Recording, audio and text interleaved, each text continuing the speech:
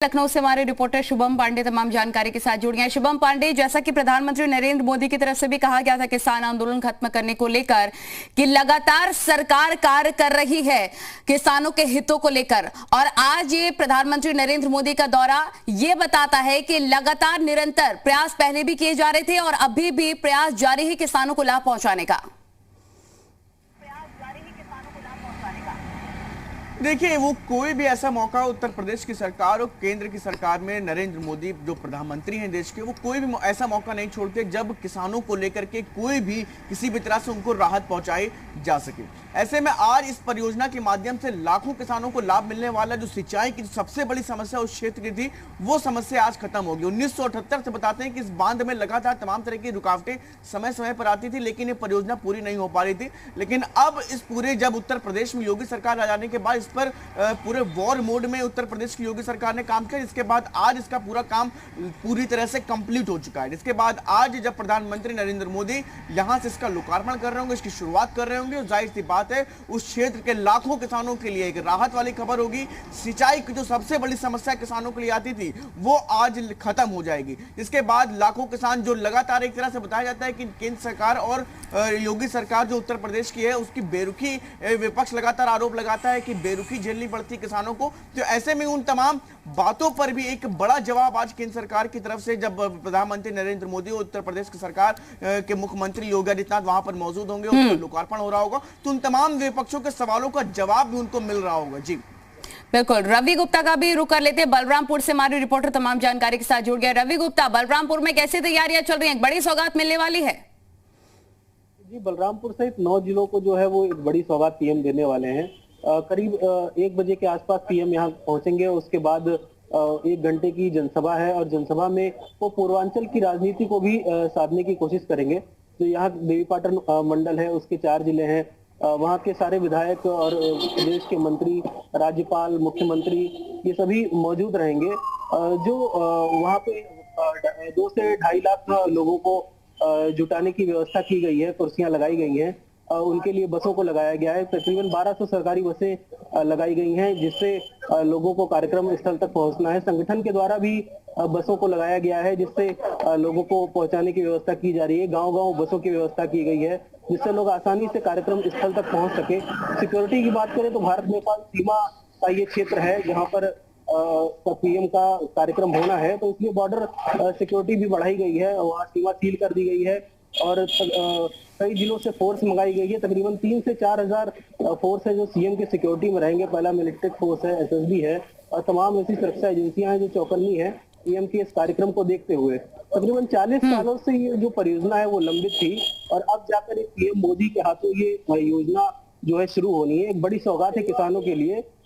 पानी की समस्या किसानों की दूर होगी, पशु पक्षियों के पीने के लिए पानी होगा, भूमिगत जल का जो स्तर है वो भी इस परियोजना से बढ़ेगा। 318 किलोमीटर की ये योजना है और कई लिंक नहर है। इससे इन 9 जिलों के साथ साथ कई और जिले भी हैं जहाँ तक पानी पहुंचाया जा सकेगा। तराई का ये क्षेत्र है जिससे बाढ़ की भी समस्या यहाँ बनी रहती है। गोंडा, बलरामपुर, बहराइच, यहाँ पर बाढ़ की भी समस्या होती है, जिसके कारण तमाम जनहानि होती है, गांव में पानी भर जाता है, लोगों को नुकसान होता है। ये समस्या भी इससे काफी हद तक दूर होगी। जी बिल्कुल रवि, जो 4 दशकों से उद्धार का इंतजार था वो इंतजार भी खत्म होगा और एक बड़ी सौगात भी बलरामपुर को मिलने वाली है। क्या अभी से ही हलचल तेज हो गई है प्रधानमंत्री के आगमन को लेकर? जी बिल्कुल, जो कार्यक्रम स्थल तक पहुंचने की जो व्यवस्था है, तकरीबन जिला मुख्यालय से 5 किलोमीटर दूर कार्यक्रम स्थल बनाया गया है। बहुत बड़ा एरिया है, हेलीपैड बनाया गया, 5-5 हेलीकॉप्टर वहां पर उतरेंगे और रास्ते से बैरिकेडिंग की व्यवस्था की गई है, गाड़ियों की पार्किंग की व्यवस्था की गई है, अलग अलग पार्किंग जोन बनाया गया है। पार्किंग तकरीबन 20 पार्किंग स्थल बनाए गए जहां पर कैटेगरी वाइज अलग अलग गाड़ियां खड़ी होंगी लोगों के आने की, जिससे किसी भी प्रकार की कोई किसी को असुविधा ना हो। तमाम ऐसे इंतजाम जो है वो प्रशासन की तरफ से किए गए हैं। जो हर चौराहे हैं, हर मोड़ है, हर जगह पुलिस को लगाया गया है ताकि कार्यक्रम यानी कि बलरामपुर में विशेष तैयारियां कर ली गई हैं। विशाल का एक बार फिर से रुख कर लेते हैं। विशाल, 9 जिले ऐसे हैं पूर्वांचल के जिनको सीधा फायदा मिलने वाला है। एक बड़ी सौगात किसानों को मिलेगी, लेकिन पानी की समस्या से जो किसान जूझ रहे थे उनको भी निजात मिलने वाली है, यानी कि पूर्वांचल के 9 जिले सीधा इससे जुड़ जाएंगे। देखिए, एक चीज बिल्कुल साफ है कि जो तमाम दशकों से जो ये पूरी समस्या चली आ रही थी, ये समस्या खत्म होगी। और 29 लाख किसान, देखिए एक बड़ा आंकड़ा है, और ये आंकड़ा इसलिए ज्यादा महत्वपूर्ण है क्योंकि उत्तर प्रदेश में 2022 के विधानसभा चुनाव हैं। ऐसे में इन आंकड़ों पर अगर गौर करिए तो 29 लाख किसानों को सीधे तौर पर फायदा होगा। तो इससे बीजेपी को राह जो है वो आसान होगी, क्योंकि जहां से अब पश्चिम यूपी में जो माहौल बदला है, और खासतौर से जो 3 कृषि कानून वापस लिया गया, उसके बाद किसान आंदोलन जो है खत्म हुआ, ये तमाम जो ऐसी चीजें हैं जो बीजेपी को लगता है कि उसके फेवर में जाएंगी। और इससे पहले देखिए आप महोबा में भी एक बड़ी परियोजना जो है वो उसका जो है उद्घाटन किया, बाकायदा प्रधानमंत्री ने किया था, इस बात का जिक्र किया था कि बुंदेलखंड में पानी की समस्या खत्म होगी। और कुछ इसी तरह की समस्या देवी पाटन मंडल में भी रहती है। बाढ़ की स्थिति हो तो तब भी यहाँ पे स्थितियां बहुत बुरी होती हैं। इसके साथ साथ आप देखिए तराई का इलाका है, तो ऐसे में सिंचाई के लिए जो तमाम पानी की जो दिक्कत होती है, उन सब दिक्कतों को खत्म करने के लिए ये पूरी परियोजना है। और अगर आप उस परियोजना की हम बात करते हैं तो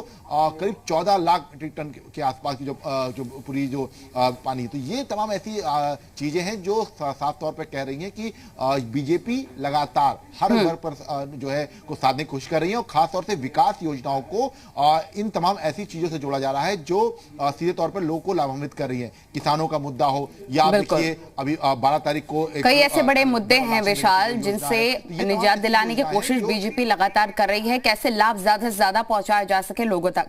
विशाल और रवि, आपका बहुत शुक्रिया तमाम जानकारी के लिए। शुभम, आप बने रहिए, आगे भी हम आपसे अपडेट्स लेते रहेंगे।